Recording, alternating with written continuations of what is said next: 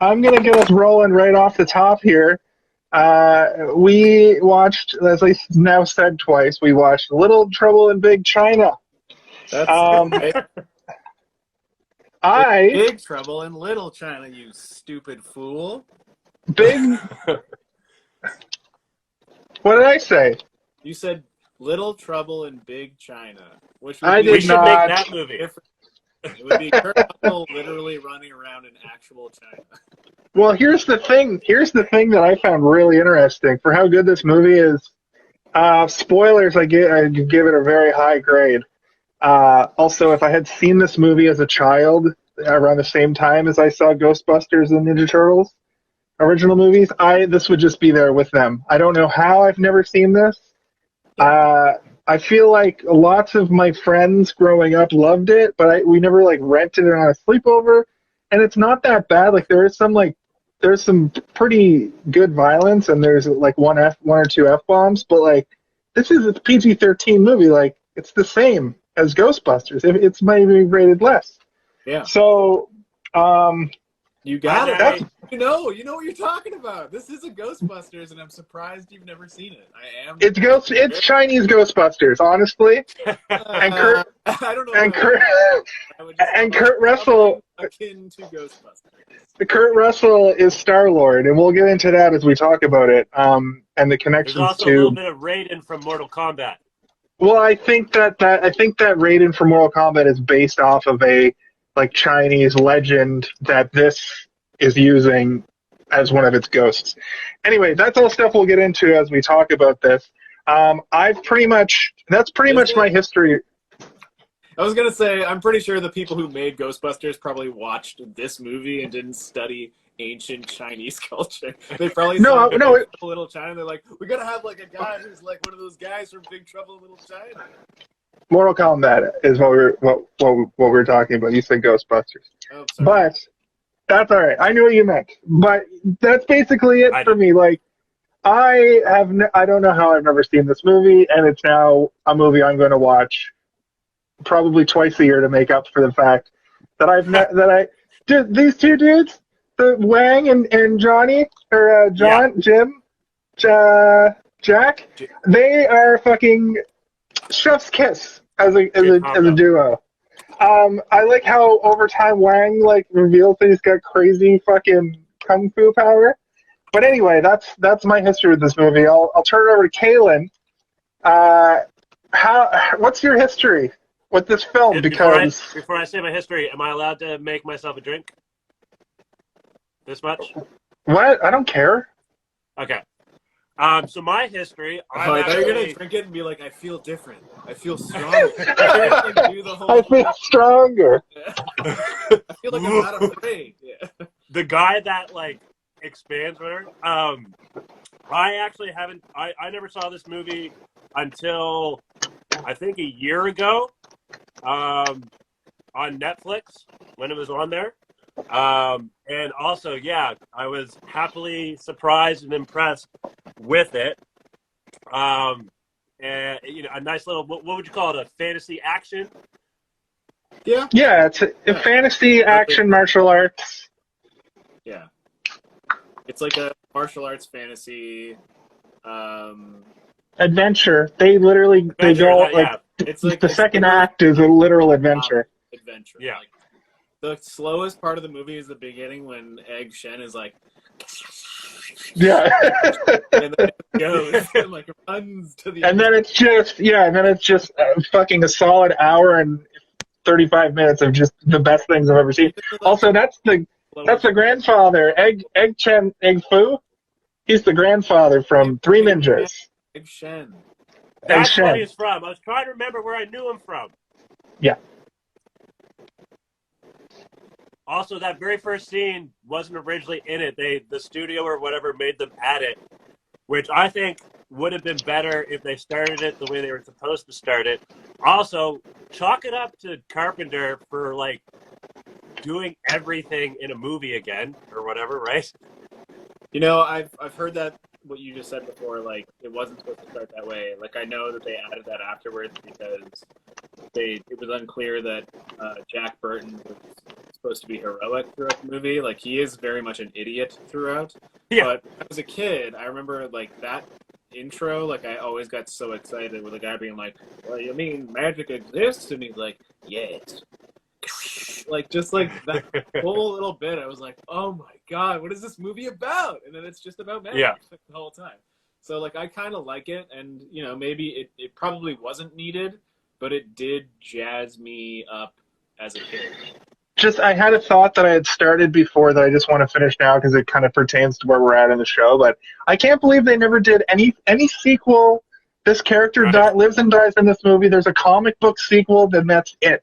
John Carpenter never brought this character back. Nobody franchised it, which might be better ultimately. But I think I would watch a trilogy of these. I would watch a Jack Burton TV show, but it's not always not always Chinatown. He just finds himself in like different hilarious situations that Big Trouble in San Francisco, Big Trouble in Canada, Big Trouble in San Francisco. Die Hard on himself.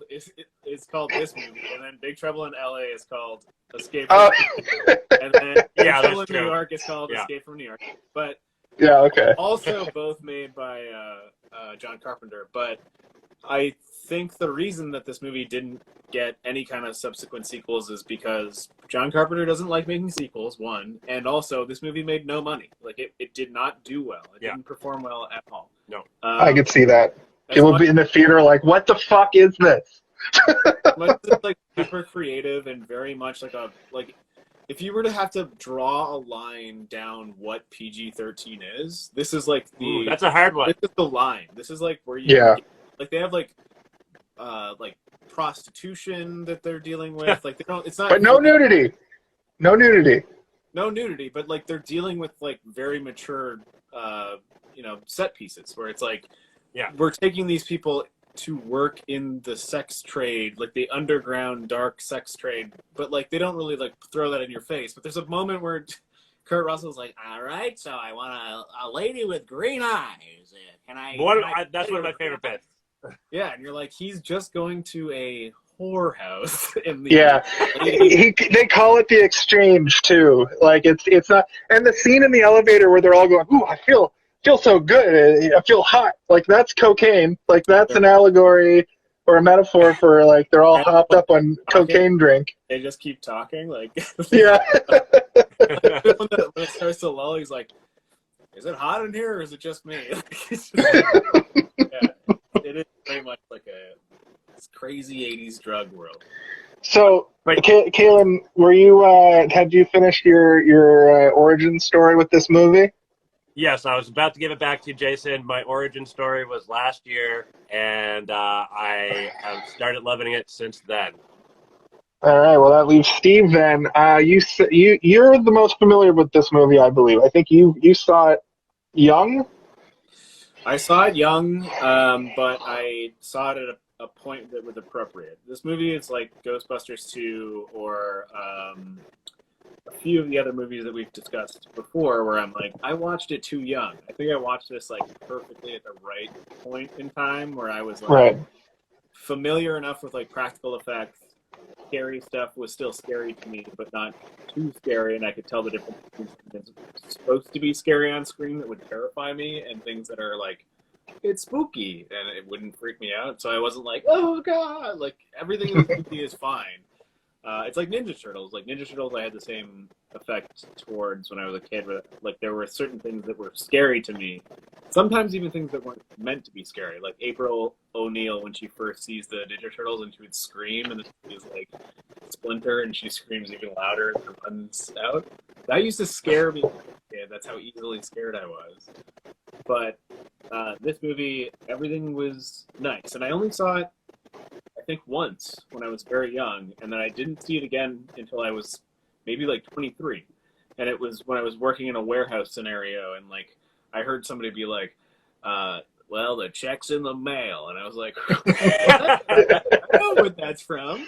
And then I was like, oh, what is that from? And he's like, it's from Big Trouble in Little China. And I was like, I think I've seen that. And he described the whole movie to me, and I was like, I haven't seen this movie since I was a kid. And I went home and I downloaded it and I watched it, and then I watched it a whole bunch of times, and now I watch it like maybe once or twice a year because I really do love it. Like, it's a perfect example of early Kurt Russell and like what we love about him now and why we still love him, even though, like, you know, it's very overblown and verbose. He's basically just doing a John Wayne impression through the entire movie. Well, that's what I was, or Clint Eastwood. He's like Dirty Harry almost. I wanted to point out something hilarious in this movie where Kim Cattrall is a terrible actor. She was awful, but she played. But maybe she's so good that she played the ham-fisted character of Gracie Law, attorney at law, in a comedic way. I did like her reactions to things were really funny, but I found that any time that she had to like do any like acting, she was just Kim Cattrall. As opposed to Kurt Russell, who's basically just doing a caricaturized version of. But Kurt Russell is like, I feel like he gets away with it a little bit more because he's just like he's just a chin. He's just a chin. Hold on. I have to put a stop to this right away. Because you cannot say that Kim Cattrall is acting poorly in this movie and then at the same time say that Kurt Russell is doing an amazing job, because I think they're both taking what they were given and doing an amazing job, because her like introduction at the airport, whatever, it's fine. Oh, it's good, or whatever. But like when she comes in pretending to be a little old Asian lady with an umbrella, and then she takes off all the layers and then does the umbrella down, and then she goes, "Don't worry. Don't panic. It's just me, Gracie Law." You're like, oh, I know what this is. This is a cartoon. I'm watching. I think it was the style. Yeah. And right. Okay. That's fair. She understands what she's doing, and she plays it the entire time. She doesn't break to it. That's a good point that you bring up about that, because a lot of people say that like The Matrix is the first time they did like a live action anime, but this almost plays like a live action anime. And what it really reminded me of is the same kind of comedy and action as a movie like Kung Fu Hustle. I feel like this is a spiritual precursor to that kind of like comedy, overacted, like larger than life moments, almost like that movie obviously has a lot more ridiculous stuff and it's more comedy than this, even though this is pretty much straight up comedy. But like those are two larva stage, and that's like the butterfly stage or whatever. Those are two things I kept thinking about. I can see that, because I do agree it is very cartoony and it is anime influenced, but I would say that it's like if The Matrix is like, you know, streamlined anime, like a Ninja Scroll or something, or Akira, then this is like the janky 80s like anime, Dragon Ball, like Maya the like Bee, the original Dragon Ball, or like like Astro Boy or something. The Return to Oz anime. I don't know if you guys remember that, but that was on at 6 o'clock on Saturday mornings. But there was an anime. It was done in the same animation as Maya the Bee and a couple other ones. It was Return to Oz, and it was just as fucked up as the movie. It's expanding on that universe. Right. Which why did you need to do that? 80s, probably because cocaine. Because of coke. Also, can I give a shout out to the stoner sweater that he's wearing at the beginning? I was gonna know, and he wears it at the end too, because after he wears his trademark shirt for the whole movie, he's just back in his like stoner hippie shirt. And his boots. What's up with those boots, man? Those boots are crazy. I was like, are they cowboy boots? No, he keeps opening. They look comfortable. It's true, they do. This movie, I feel like it had a lot of Chinese folklore, but also like, Steve, was that an Eye of the Beholder? Was that a beholder in the movie that just had a face? It wasn't a beholder, but it's very, very influenced by a beholder. And it looks like a beholder, but it's not a beholder, because a beholder has a mouth that doesn't have a giant eyeball in it, and also has... What's beholder from? It's like they turned a beholder upside down, and instead of having it have a mouth that was proper. Anyway, yeah, it looks like a beholder. And like, I like this movie a lot because it feels like it can fit into a Ghostbusters world or a Ninja Turtles world, but also it like is encapsulating its own weird world. Like you said, I'm surprised this show didn't have a RoboCop cartoon, a Rambo cartoon, a Ghostbusters cartoon, or a Ninja Turtles cartoon. This movie feels like it could have its own cartoon show. Definitely, especially the way it ended, for sure. Well, it's time for Jason's Conspiracy Corner. I have a theory about this movie. So there's two bits to this theory. So the first part is that where the characters of Gracie and Jack are inserts. They're the audience inserted into this movie. And we're supposed to be them in this crazy world because they don't explain anything. Things are just happening to them, especially Jack. Things just keep happening to him. My second part of the theory is that Jack is really into Chinese folklore, and the whole thing is happening. Him telling stories over CB radio because he's a trucker. But why is he? Why do you say he's into Chinese folklore? Because he's telling a story over CB radio about Chinese folklore. About these different gangs. Like his ex-wife and shit?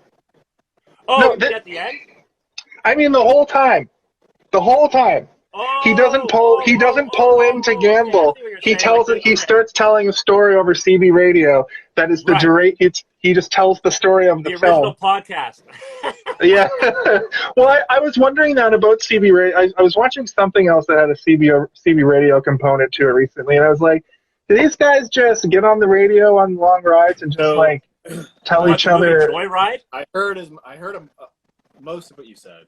And I don't disagree because I think that Gracie Law and Jack Burton are meant to be audience inserts, but I think they're also meant to be there to show us that, we look at the real world or whatever, like the world that exists around us, and we don't really see things for what they are. And as much as this is a exploitive movie in terms of Asian culture, it's also how much do you know about Asian culture? And I think that at the time of this movie, it's what do you think it is? And it's it's just magic and shit, right?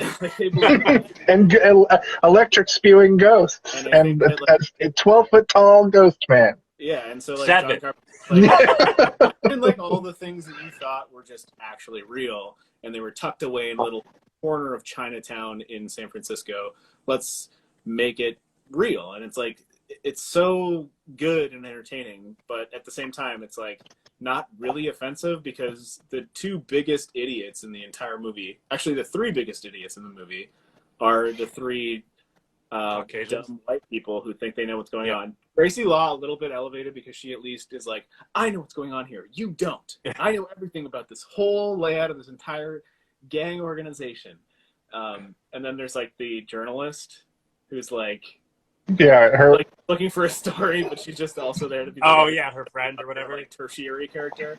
And then there's Jack Burton who thinks that he is the main character of the movie, which he is not the main character. He thinks he's the main character, but he's not the main. There's literally parts where he shoots the ceiling and knocks himself out, and he throws his knife away and runs to go get it, and then his buddy is killing everybody and comes out and he's well, I'm glad we took care of this.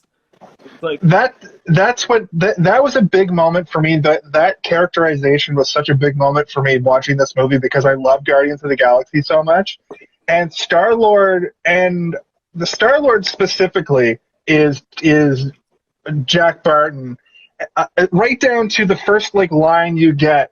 He's the guy's who are you? And he's I'm Star-Lord, and the guy's who? Oh, yeah. That's from this movie. Also, and then in the sequel, he clearly Star-Lord would have loved this movie because he's from this era. He would have characterized himself like that. And then you have him being my dad's Hasselhoff, and then his real dad is Kurt Russell, who plays Ego in the sequel, right? So I really a lot of dots connected. And to go back to our conversation from last week. Mind-blowing to me, Jason, that you've never seen this movie. Right? I don't know how. I don't know. I'm sorry. I don't mean to be reductive to the points that you just made. They're all very poignant, and they're very true, and they've also been proven a million times. This is exactly I know. why they chose. I'm late to the party. Yeah. You're not making a mind-blowing point right now. That is exactly no, I know. No, that's not. That's not what I'm trying. That's not what I'm trying to do at all. This was all for me in my head. I have to say it out loud, so it's said out loud by me. Basically, Okay. the other thing, like, fuck, I lost my train of thought a little bit. But basically, the other thing that I was trying to convey is like, last week we were talking about how I thought Roddy Piper's characterization of Nada was what Duke Nukem was based off of, and you were like, no, it's like all these things.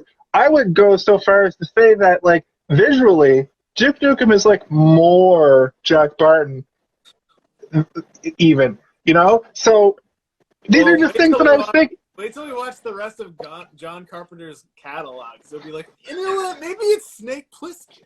Maybe Snake is. I think it is Snake Plissken. I think you're right. I think Duke Nukem might just be a John Carpenter specifically mashup.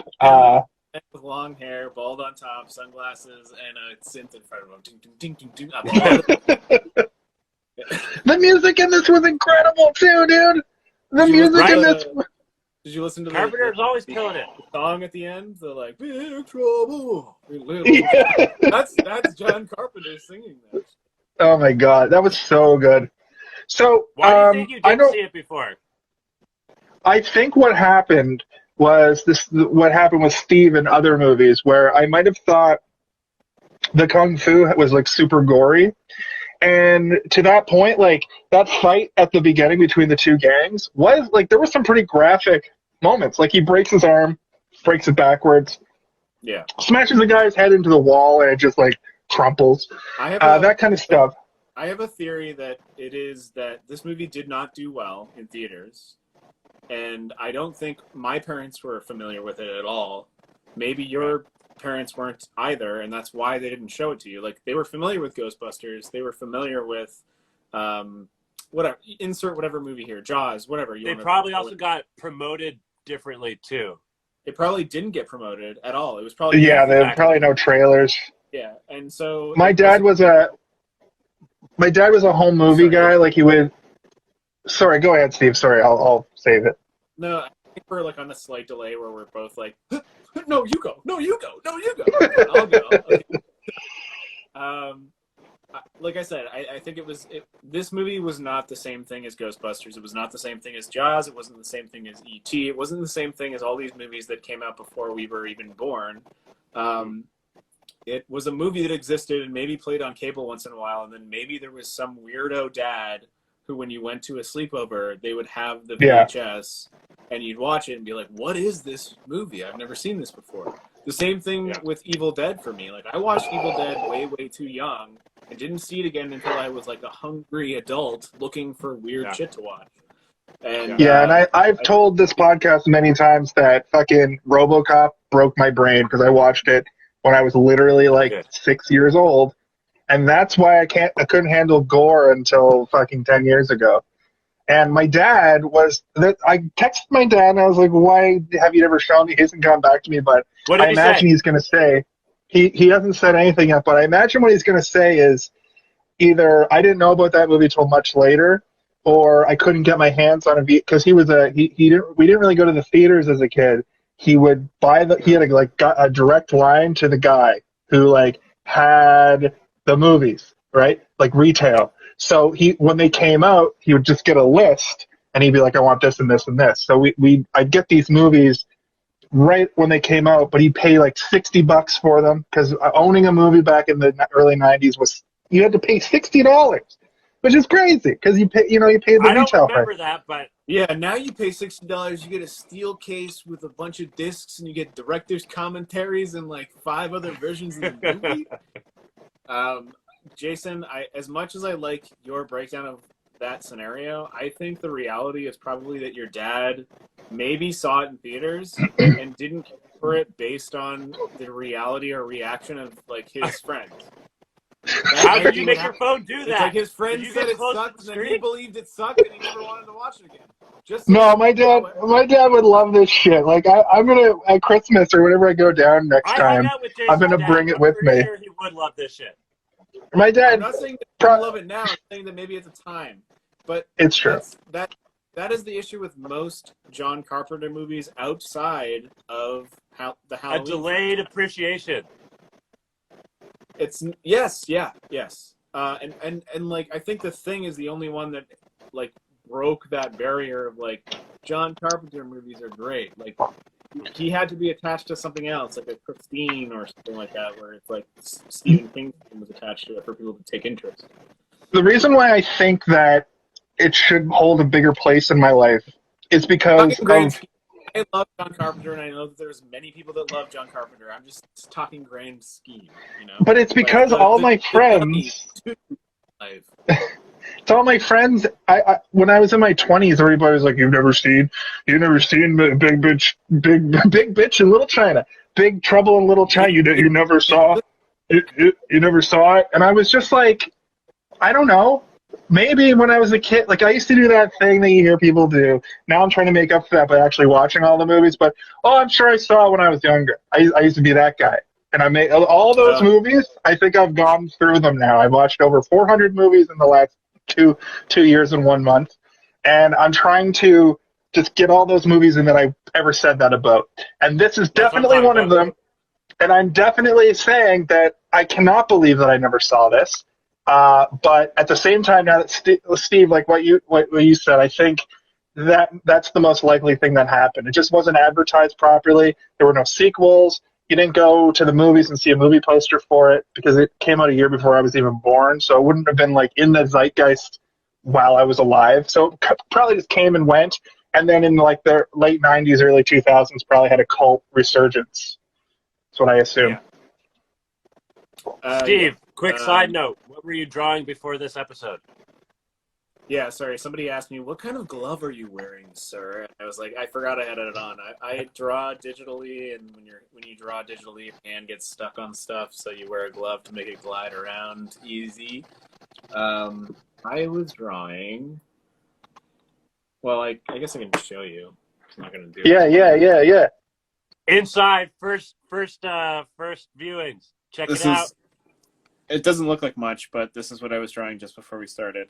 It's a tunnel. Looks like a cave. It is a cave, and there's going to be water coming out of it. You can see the little lines. I have like my little thumbnail in the background. Anyway. It looks like a Star Wars. It looks like the part in Empire Strikes Back where Luke's about to get beaten up by a wampa. I can give you the one just before it, which I think is done. Hold on. This is the one just before it. Oh.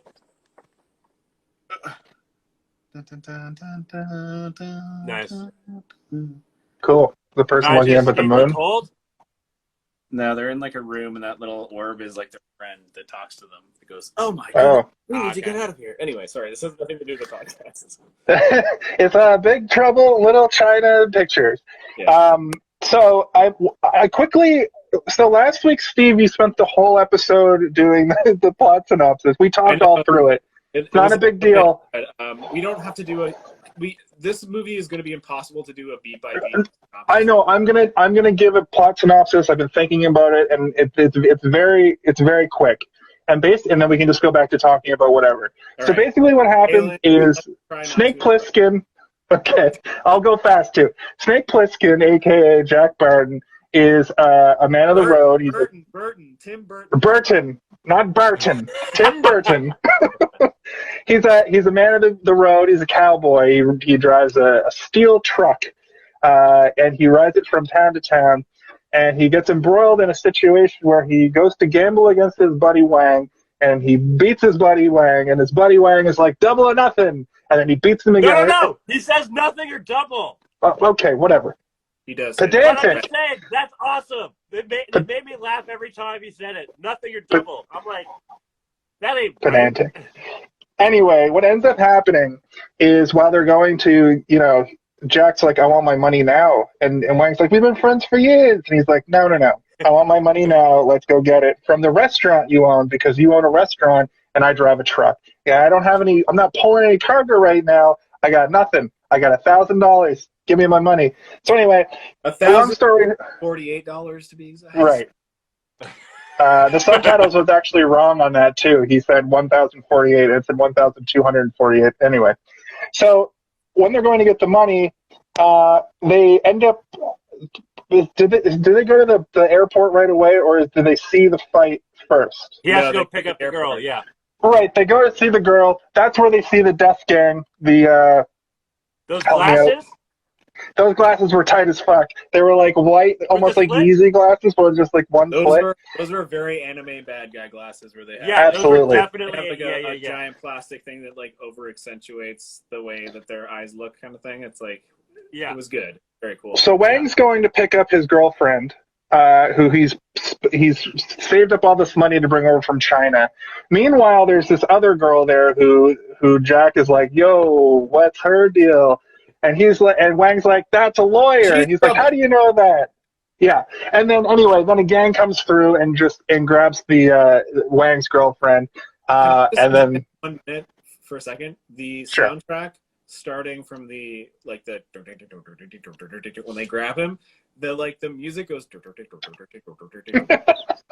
for like ever after that. Like until they're all the way into the alley, like with the big fight, that music goes the entire time. Anyway, go ahead.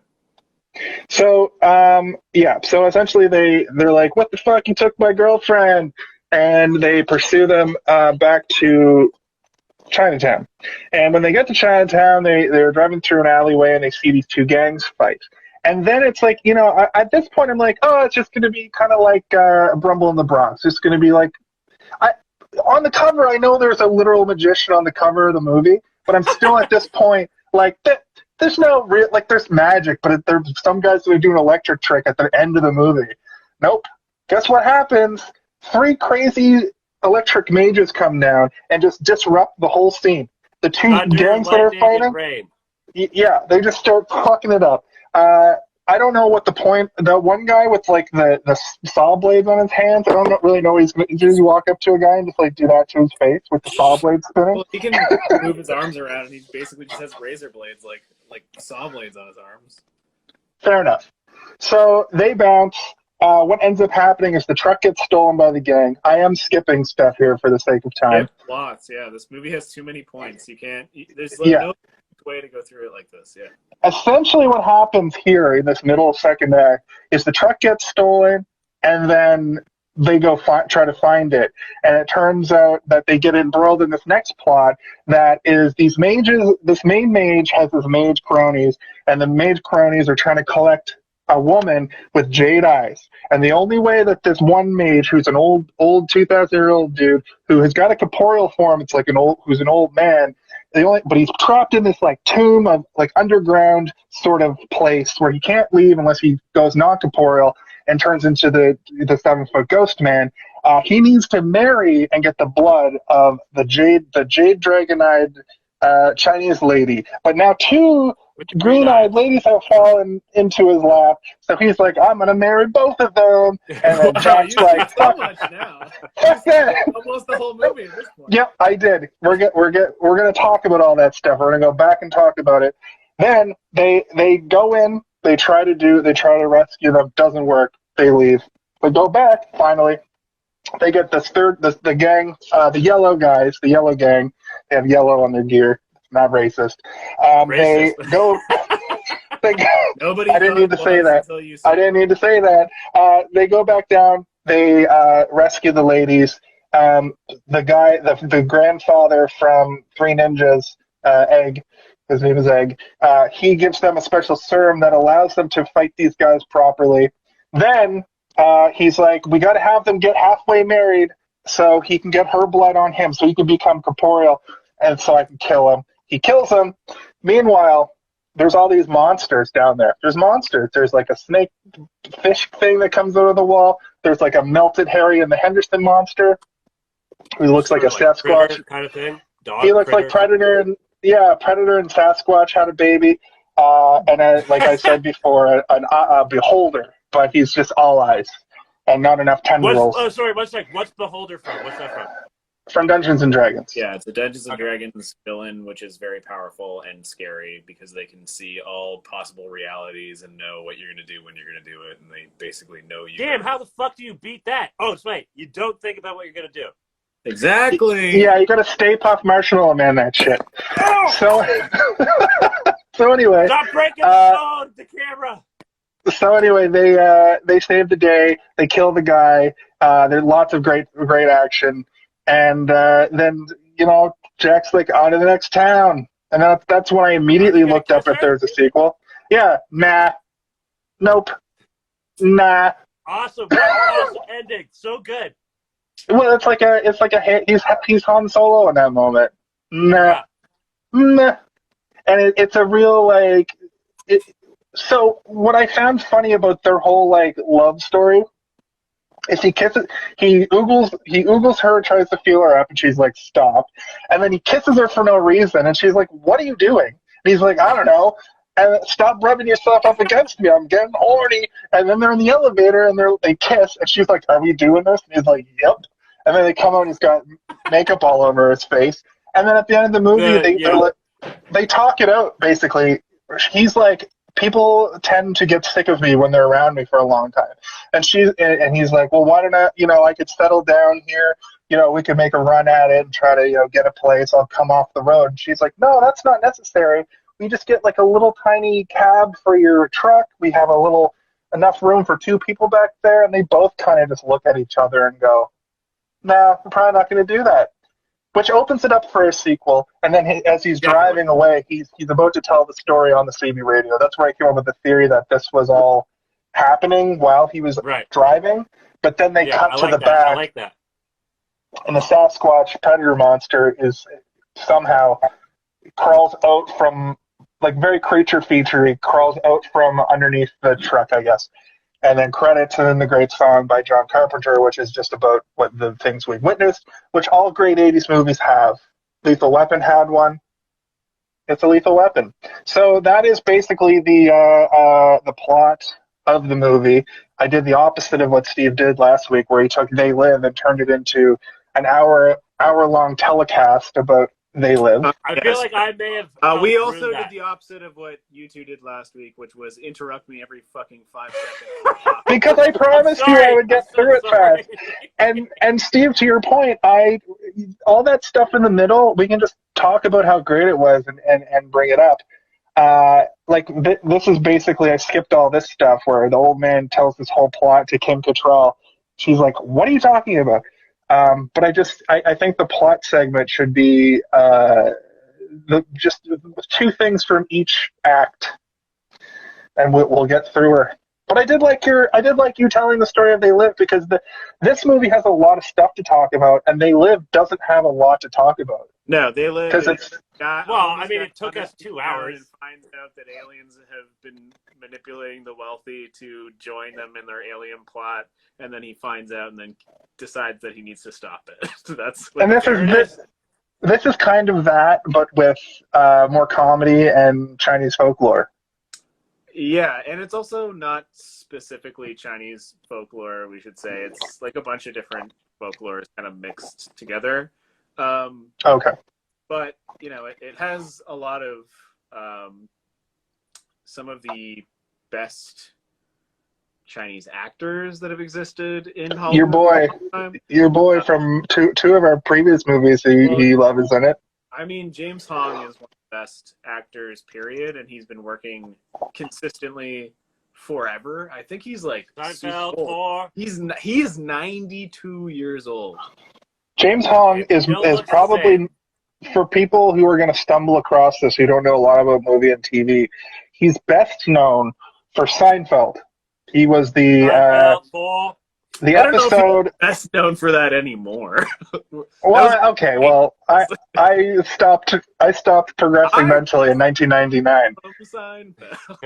Well, the Seinfeld episode that he's in is one of the most popular episodes of Seinfeld of all time. And it's the one he's the maitre d' at the Chinese restaurant. Yeah.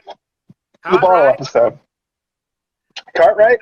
I called out Cartwright, and it's like, is it Costanza? Yeah, that's right. It's like, that's right. Well, what was it? I said it, no one answered, and I hung up. It's like, the moops! Yeah. No, that's not who I meant, though. The guy who you love, who's the torturer in Lethal Weapon, though. Oh, yes. I think his name is... He is not like an actor, but he's in a lot of James Carpenter movies. Is it Peter Kwong? No. I have the cast up in front of me. No. Is it Carter Wong? Is it Jeff Amata? Jeff O'Mara sounds right, but I don't think it is. Hold on. His name is Endo. That's the name of his character in Lethal Weapon. His real name is... Why did I go to the Wikipedia of Lethal Weapon? I'm looking up right now who... Stop yelling out names. I don't want to say yes when I know it's wrong. So just a side note here, the beefy dude who makes it to the end. Okay. Carter Wong, he's the beefy guy who blows up. That dude captivated me throughout this whole movie. He had superpowers. He does allude to him exploding earlier in the movie where he starts to get big. But I'm looking at his picture on IMDb here, and he's jacked. He looks like a professional wrestler. And I really want to know if he was a professional wrestler because of how jacked he is. I mean, I would probably say that in the casting of this movie, they were not necessarily looking for people that were capable of acting, especially in that role. But even though you could tell that he does not speak English as his first language based on just the limited amount of English dialogue that he gives, he is, like you said, Jason, a very compelling character. And I think that's why John Carpenter decided to make him sort of like a highlight.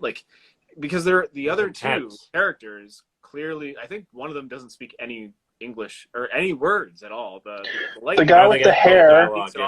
The guy with the hair speaks the most. Yo, $3,000. What? That wig was $3,000. Oh, crazy! I believe it. What wig? The wig he was wearing?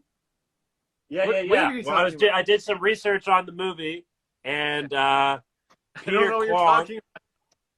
Peter Kwong, the one who played Rain of the three, his wig was $3,000. It was a good wig. It was a very good wig. Good wig. I believe that was his real hair. The big guy, the one that we're talking about right now, Thunder. He was the most compelling. He had the best death, and he also had the most charisma, even though his one sort of main dialogue is, I can't remember what he says, but it's very janky and not great. And he's like, and then you come get them, or something at the end. And then the door closes and he throws a cigar. And you're like, and it reminded me of that moment in The Simpsons where he's 32 picks and that was the best one. It was what was that? He's yelling. All he does in this movie pretty much is yell. And if you can be a captivating yeller, that says something. The one other speaking line at the beginning when they first get into the warehouse and the rest of the people are coming just after they interrogate Wang and Jack Burton and James Hong. David Lopan is like, your friends are here? Who are they? This pisses me off more than anything I can ever think yourself about. And he rolls away or whatever. And then they're like, we need to see our friends. And then they're like, can we get a tour of the warehouse? No. And then he's like, I could help you. And they turn around and he's just like, ah, ha, ha, ha, ha, ha, ha. He just has a cigar. Laughing. It's like a cartoon movie. It's so good. But also, it has a lot of those old kung fu movie tropes, like the sword fight between Wang and the hair guy. Yes. That goes on for most of the third, at the first half of the third act when that big skirmish is happening. They're doing the jump move that, a lot of people mostly know Crouching Tiger, Hidden Dragon. That was the westernized take. It is an Asian movie, but it is it was the most mainstream one. Came out near the end of the 90s or the early 2000s, I think 1998 or 99. And that kind of fighting is exactly what I remember from those kinds of movies. Obviously, yeah, for sure, I agree. At this point, I've seen other stuff, but them jumping, that's also very anime. Just getting ready and then taking shots at each other is a very animated. I said before about Kung Fu Hustle, where Kung Fu Hustle's shots are very deliberate and they shoot them in a way that they can easily manipulate them afterwards to make them look more cartoony, which ends up being a benefit for the film, right? And like this movie is very cartoony. Like the scene where Thunder inflates at the end is like it's like a cartoon. Like he looks like a cartoon with steam coming out of his nose and everything. It's an anime. Yeah, and a good one too. Like it's not like we've all been exposed to horrible adaptations of anime in live action, and this movie was not an adaptation of an anime. This was like John Carpenter making his own live action anime, which is like beautiful. It's beautiful. I don't think Akira had even come out yet. I think Akira is 1985, isn't it? Yeah, that sounds about right. Steam come out of people's nose since 1926. This one's 86 though, right? No, it's 84. Big Trouble is 80. According to Google, it's 86. Oh, I had it backwards. Okay, I was 1 when it came out, not -1. I got confused. Okay, Akira, but still, Akira came out in 1988. The other movie that I was thinking about a lot while watching this, Kung Fu Hustle and Shaolin Soccer. Now, if you've never seen Shaolin Soccer, is hilarious. It's so fucking funny and good. I think they both have the same lead actor, and they're basically the same comedy kung fu movies, comedy martial arts. But if you like Big Trouble in Little China, those two movies, definitely go check them out. They're a little bit different. They skew more towards like 70s kung fu, but man, yeah. So the Milkshake Boy here says that Kung Fu Hustle is the pinnacle of cinema, and the Milkshake Boy is our viewer of the week. Just saying that. Tell him what he's won, Johnny! You want the ability to watch the rest of this show and watch it on demand whenever you want. Here at, hey, did you see this one on Instagram?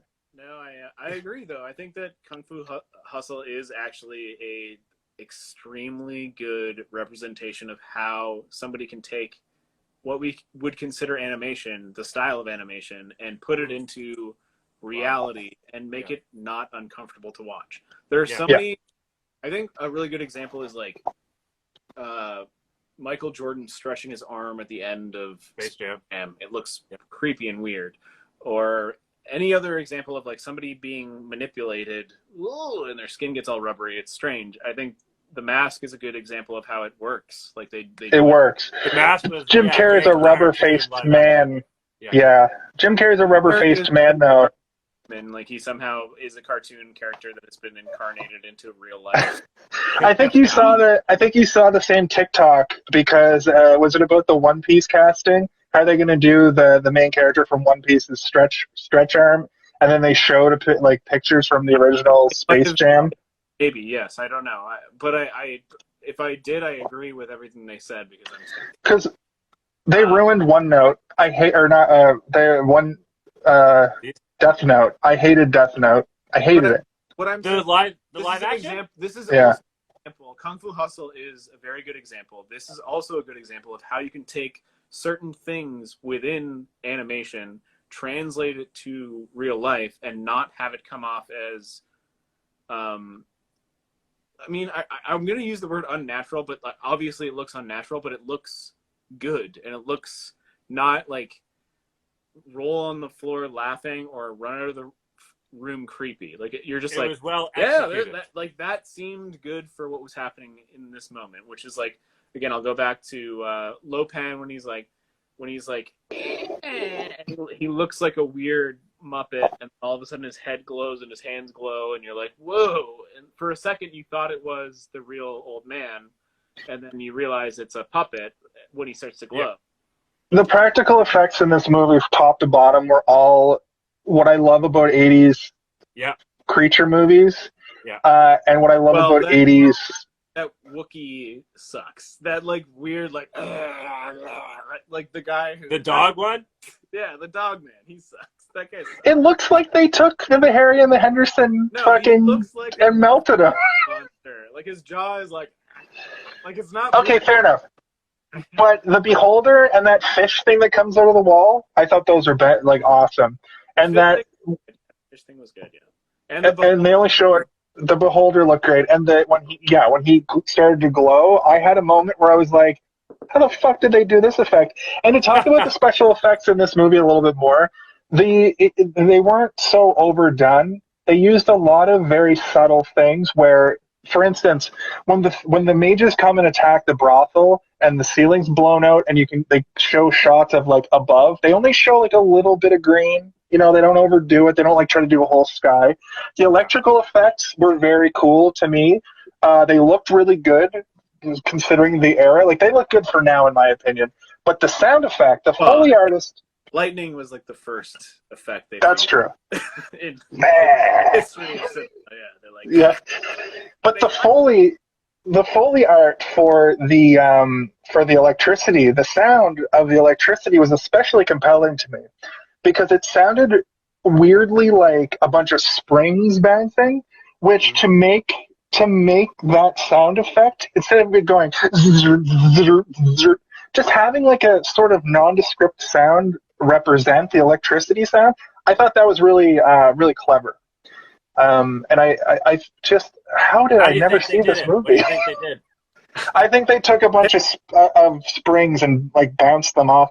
You know the springs. Wait, are you speculating on how they made sound effects right now? Yeah, yeah. It's very realistic that they could have taken the springs from what are the things you jump on? Trampoline. A trampoline. They sound like when you take like 3 or 4 of those springs and just go like shake them. That's what that sound effect sounded like to me. This has been Jason's Theory Corner. This has been Jason's Foley secret. Can I say, I feel like they missed an opportunity to really hit a home run by saying the movie title in a very obnoxious way. Like, I feel like it would have added to this movie if they actually said the movie title. Well, this is Big Trouble in Little China. Yeah, it would have been a news broadcaster that said it. Apparently, folks, there's big trouble in Little China. There's a man in a pickup, or an 18-wheeler. He's driving through the town, and he almost hit a bus. That's true. He almost hit that bus. So we've talked about this movie now for an hour, but of course, this podcast now ends when it ends. But since we didn't talk about it for an hour, the plot for an hour, I'm gonna let us go. I'm the host with the most. I can boast the most roast. I'm gonna let us go for probably another half hour here. So I'll save the last 15 minutes for our final thoughts. But in the next little bit, is there anything that you guys feel like we left out and would like to talk about? Kaylin, you don't have to put your hand up. Can I give a shout out to secret doors that are obviously secret doors? Hell yeah. There's a lot. Brothel, There's a lot in this movie, yeah. Like, you could just tell it's indented or whatever. Like, it's not a secret at all. Oh, like it's specifically when the woman, the mistress, goes to the back and like it's obviously a secret door and she touches the top and it opens. Yeah. They're not even trying to hide it. Well, there's another secret one later when the Muppet eyes open up through the little slots open, and then it opens up, and then Gracie Law is like it's pulled into the whole escape at the end is one secret door to the other. I thought it was very they were able to show claustrophobia really well. When they run out, they jump into that like small, like almost moon pool, I guess it would be, and they're going up through it's only one real shot of like the tube that they're going through, and I got real nervous. Yeah, the tube. It's just a movie, Jason. It's just a movie. Also, at that point, they all do eventually get through the tube. Anybody in the audience who's scared of tubes, they get that propeller crossbow, or not propeller. No, but, we're not there yet. That's later. They go through a whole other thing. They get guns and then come back before that. Anyway, go on about your crossbow. No, sorry, I interrupted you. You go on. Okay. They get through, and I keep wanting to say Nancy Grace. I know that's not her name. Her name is Gracie Law. She comes Gracie up, Law, attorney at law. like, You have to say the whole name. She keeps being like, where's this person? Where's this person? Where's this person? She like keeps making sure everyone's there. And they all come up one by one. And every single person says, I don't know. I don't know. Like all of them are just concerned about themselves. She is concerned about this person. And then the last person that's not there is Jack Burton. And she's like, where's Jack? And then the last guy says, I don't know where Jack is. And he goes down. And she's like, Jack, oh my God, Jack is dead. And she, for a moment, thinks that Jack is dead.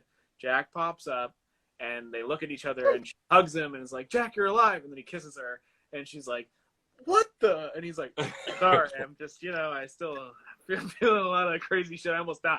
Like, we almost just died. I'm sorry. In my opinion, that scene, that was put in there because of every 80s action movie up to that point, having the hero kiss the girl for no reason. Gotcha. I am not done. You thought I was done there, did you? So they then escape the entire building, and everybody is in the bus. And everybody is like, is everyone here? Is everybody here? And then Jack is like, where is Gracie? And then you're like, oh my God, Gracie literally checked to make sure every single person was there. Yeah. Not a single person checked to make sure that Gracie was there. That is disrespectful and also misogynistic. A plot point of this movie that I dig deeper upon. That was subtle. And that actually ties in with, like, there's a lot of subtle movie making in there, and that's what I mean when I say that that first kiss was like, what? And that was John Carpenter being like, we don't need the star to kiss the girl every single time. We don't need that.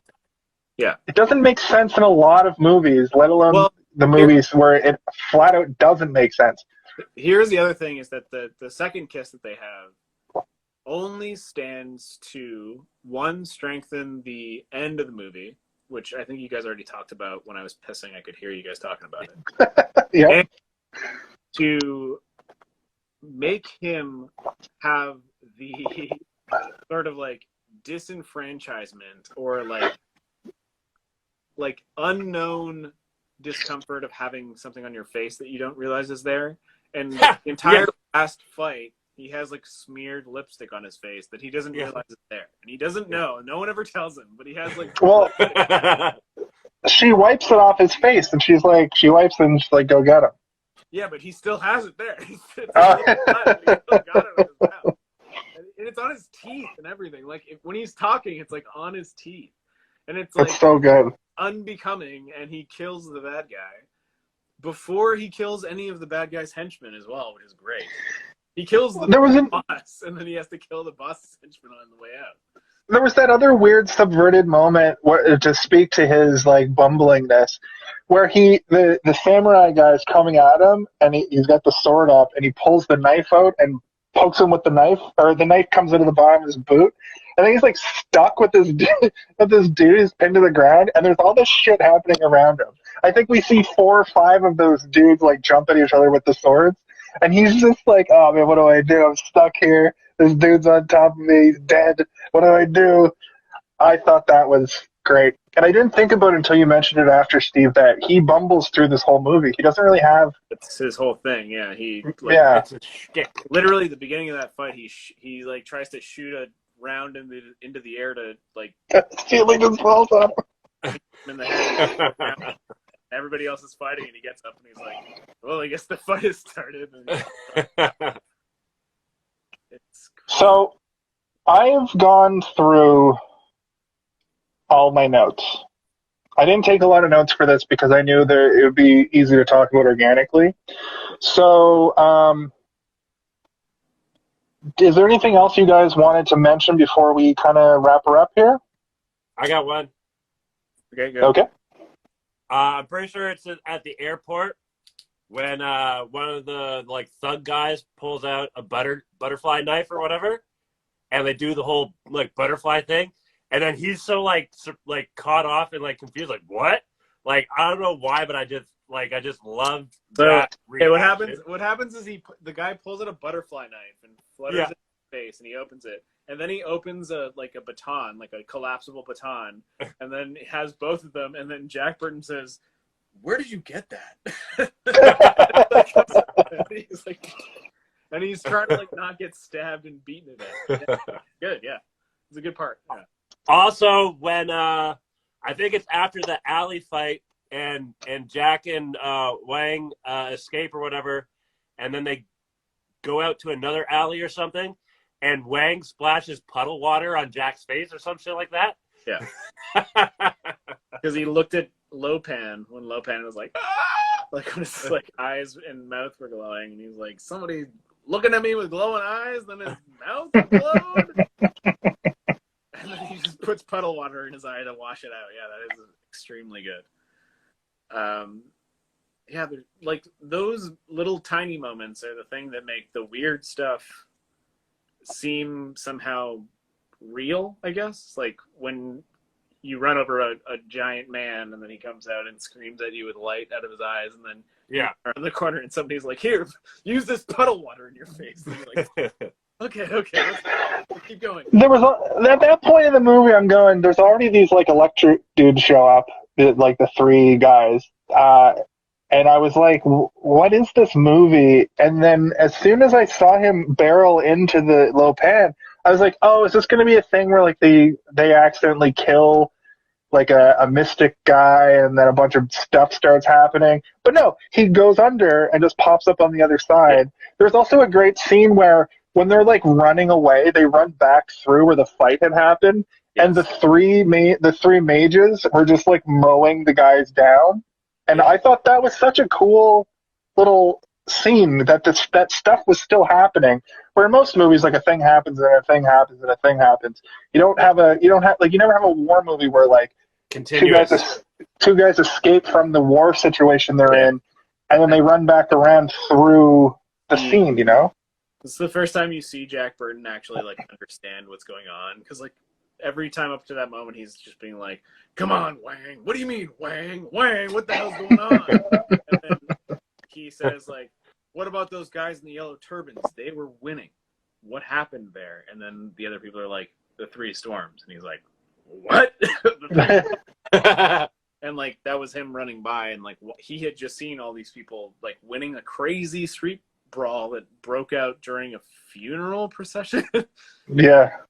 He's like, I don't know what I just saw. And like that's kind of like one of the nice beauties of this movie is that, like, again, he is the bumbling sidekick. He is literally the sidekick. If you were to follow Wang the entire time, Wang is the hero of the movie.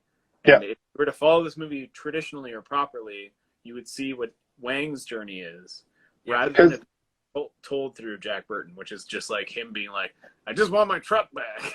Whatever. Well, every movie like this in the 80s was always that flipped. It's always like the white dude, the white action star is doing all the things, and his like person of color buddy is just there for the ride and usually played like a joke. And you're right. Like Wang is that's the first time you see Wang do like 10 backflips. I was like, oh, I see what they're doing here. I know that's late in the movie, but they're doing a backflip on us here, ladies and gentlemen. And then he has that epic fight with Thunder or whatever, Hairman. Yeah. And then meanwhile, Jack Burton's pinned to the floor by a dead guy. He's trying to like pick him off the whole time. Yeah. And he doesn't realize if he just goes like this to the side, like just go to the side. He's like trying to push him off. Yeah.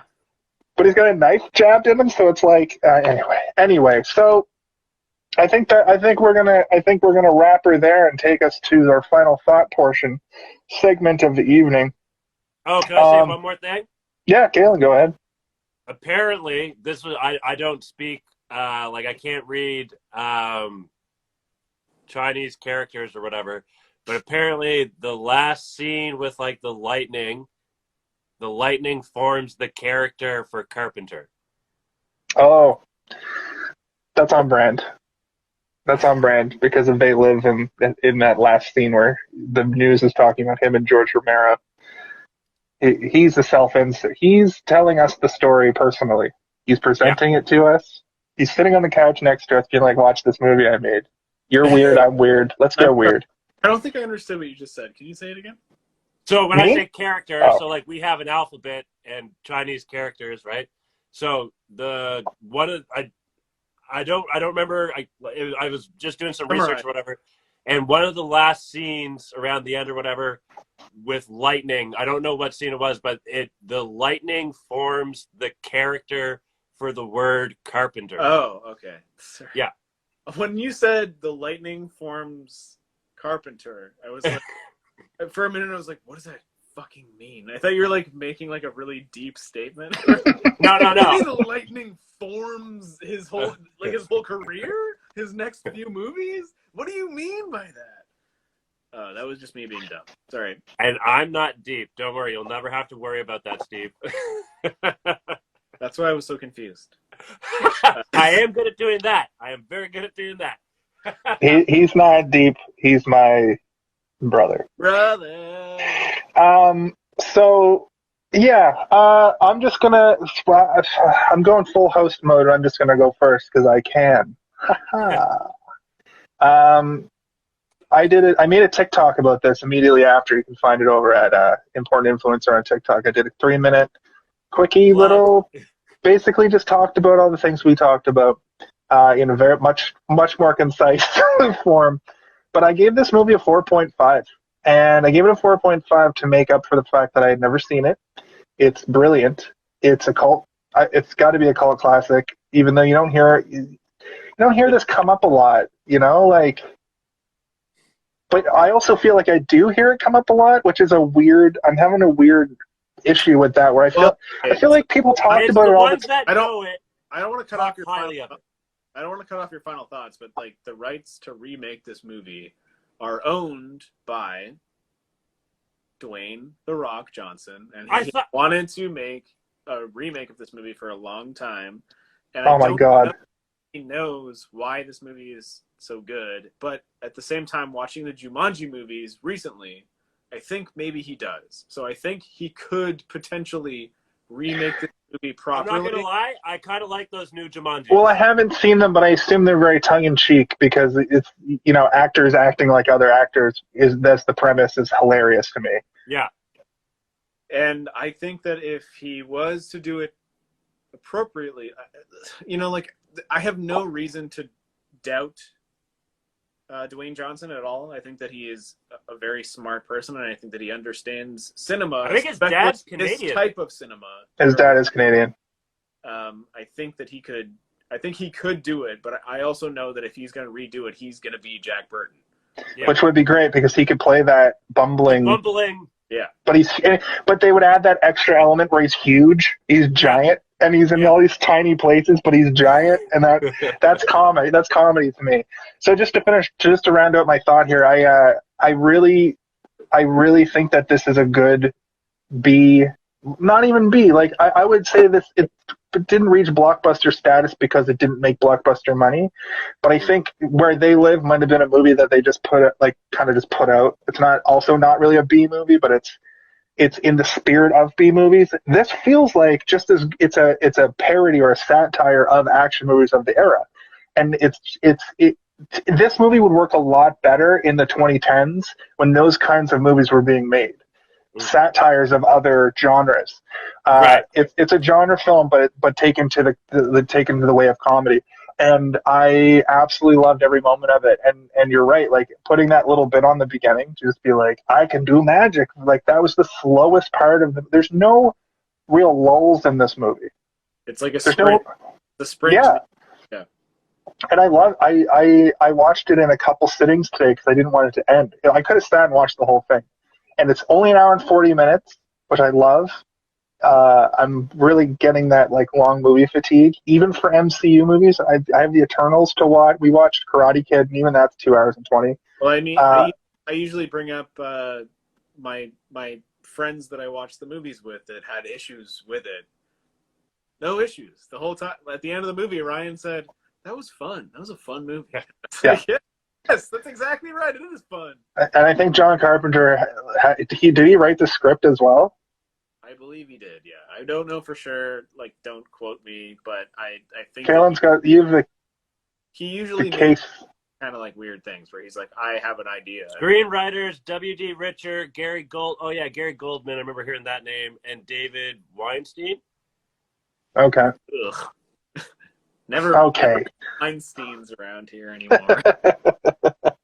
So yeah, that's basically it for my final thought on it. But I hold this movie in high regard as one of my favorites, and I really feel like I missed out on not having my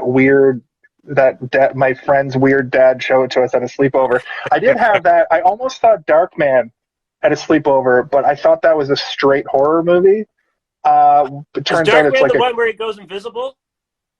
Darkman is. It's Liam Neeson. It's like he changes faces, but Darkman is also sort of like it feels like a movie you should have watched when you were a kid when you watch it. And I should have watched it. Yeah.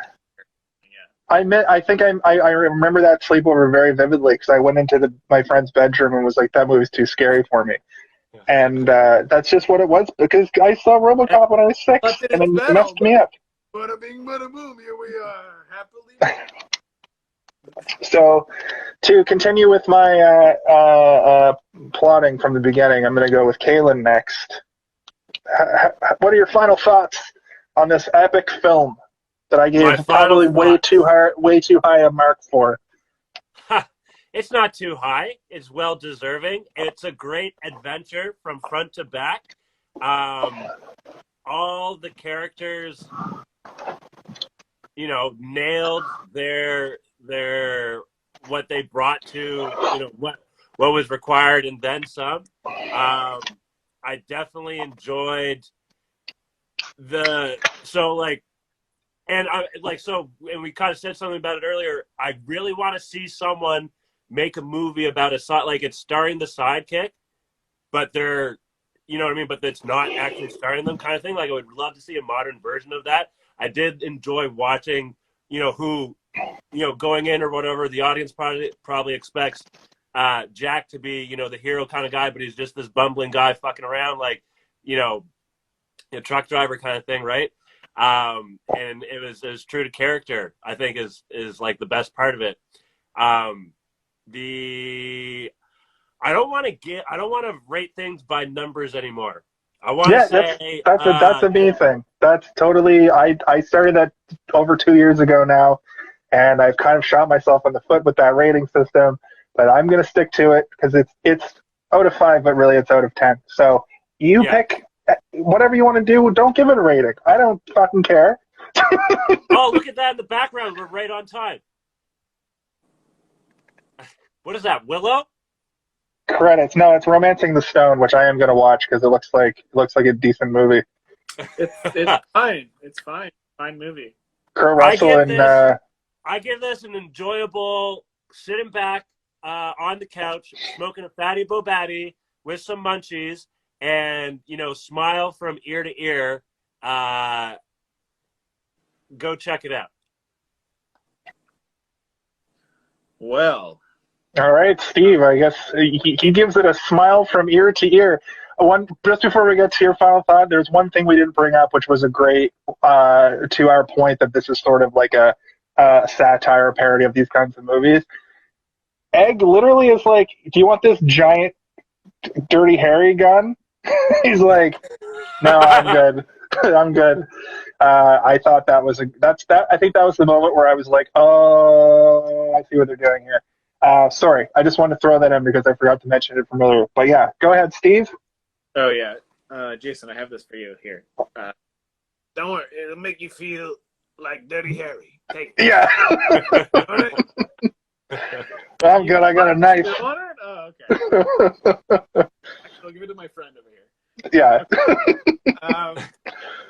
No, I agree.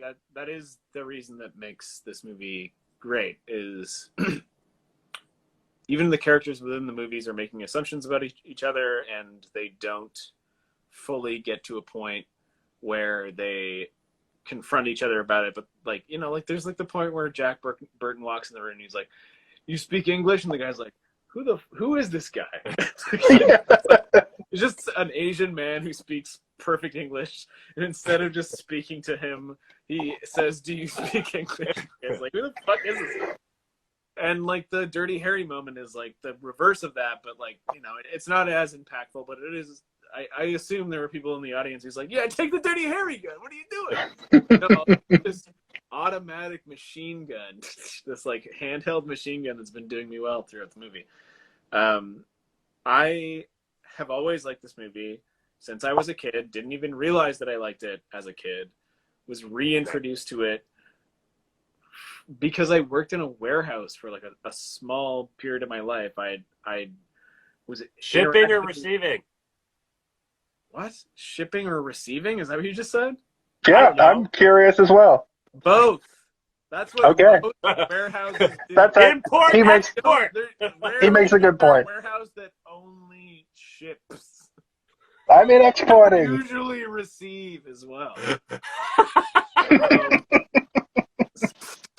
Sorry. I didn't work at Willy Wonka's chocolate factory where we only ship.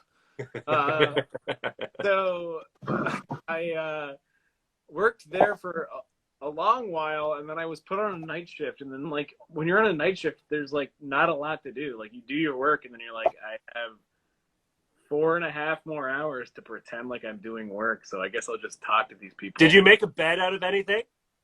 I made a bed out of everything I could. And that's how I learned about Big Trouble in Little China and how I always knew about it but didn't really think about it as an adult. And all these, not all these guys, 2 guys in particular would like say like, watch out for the pork chop express, and like, like go by like a forklift. And I was like, what's the, I know what the pork chop express is, but I'm too scared to ask. Using my forklift and shit. And they reintroduced it to me like in the lunchroom, and I was like, I gotta go back and rewatch it, and I did, and I was like, this is such a good movie in every way. This is like a Star Wars almost. Like it's like so well paced. Everything about it is like, here's what you're gonna deal with. Here's what you need to know, and then they keep throwing random shit at you that seems like it could expand off into another universe, but like you know exactly what the threat is, and it's perfect. It's a perfect little kid film, and by that I mean like not a tiny kid who's gonna be scared of the guy blowing up, or Lo Pan being like who's like glowing and shit, but like a 13-year-old can watch that movie and be like, this is the greatest movie I've ever seen in my life. Yeah. And like that's what this movie is designed to be. It's not made for anybody but that sort of like kid who just wants to see cool imagery. It's no scarier than Ghostbusters and Ninja Turtles. That's what blows my mind about the fact I've never seen it. This is on brand for me in spades. Yeah. I also think that it's well written and it's well paced and it's very well edited and the music is very good. So like there's all these other things piling on top of it being just very great in terms of, I know you said, you know, Kim Cattrall's performance wasn't up to snuff for you, but like I think that she is like, she knows exactly what the dialogue is meant to represent and she knows exactly what she's doing. And like, though she may at times seem like she's on like a stage performance where she's like, well, this, and then, and like she like turns her head to the side of the screen and goes, oh, and you're like, yeah, but you know, it's good. It's talking about it. I've kind of come back around on it, to be honest with you, because I don't like. I mean, Kurt Russell's doing the same thing. Like he's coming in.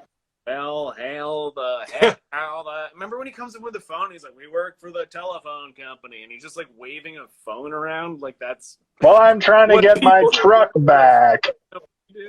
Like, that's not what you do when you work for a phone company. You come in and say, by the way, your phone's dead. Yeah, I heard there's a phone in the basement that needs another phone. Like it's good. It's a very good movie. It's John Carpenter doing his wacky stuff, which is like usually the best of John Carpenter. Like The Thing is, I know we're not going to talk about The Thing on this show, and like I wish we were, but at the same time it's over discussed and we want to talk about the other ones. But like best movie for sure. But this I would say is like his second best movie. For like 100%, this is his second best movie. It's so good. This movie influenced so many people in ways that they probably don't even realize.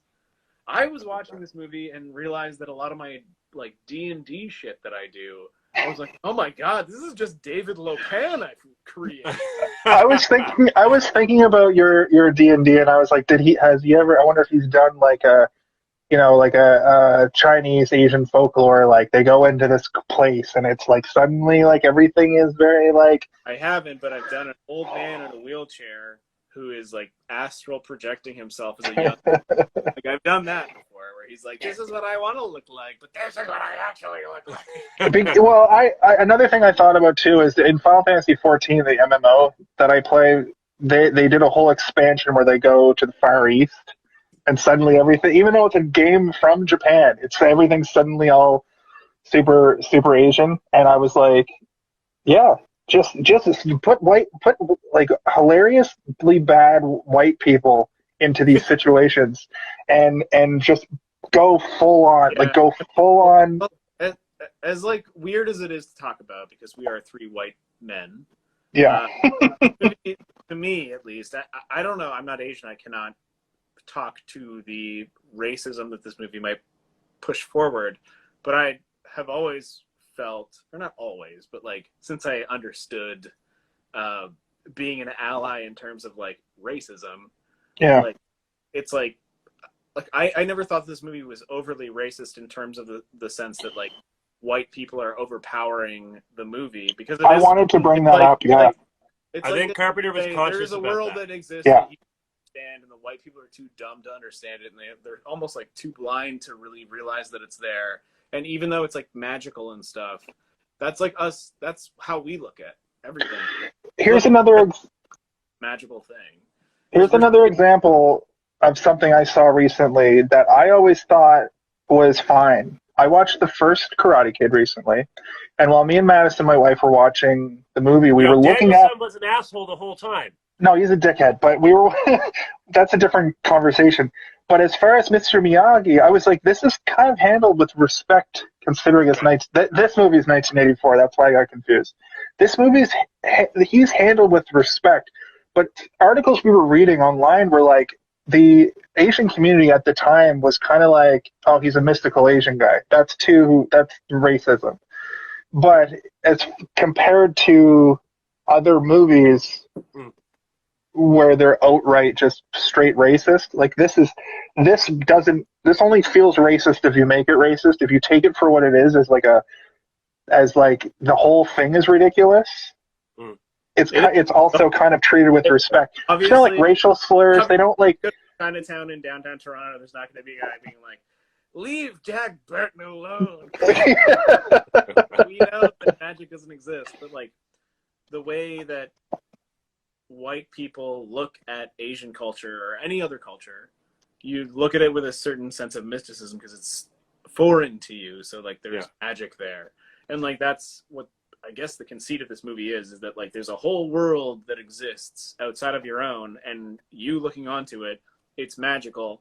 But at the same time, Jack Burton comes in and he's like, "I'm gonna bust the door down, and I don't care." And like he's like, "Hey, there is magic." Holy shit. That's part of why my theory corner today this week was that he's just telling him telling the story over CB radio a little racist in my theory. You know what I mean? But that makes a lot of sense to me.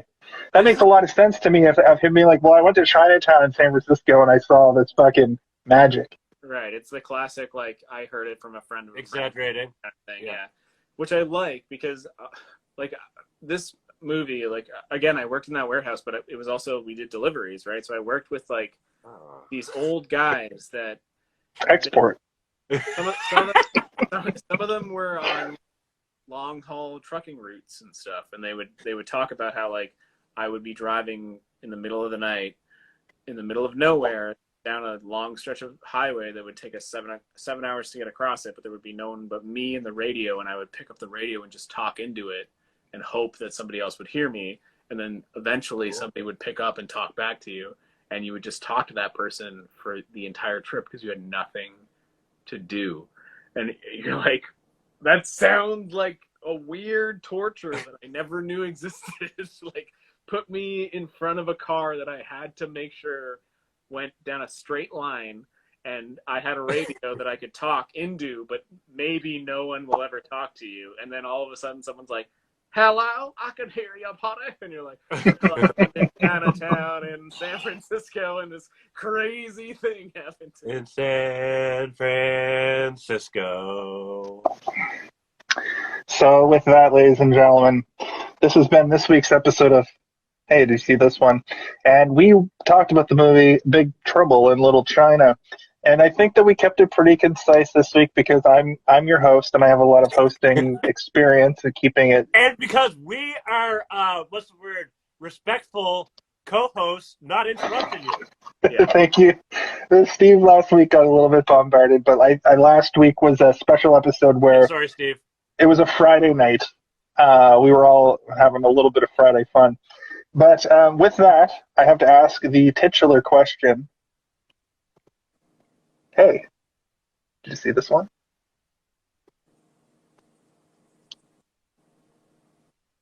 Hey, did you see this one?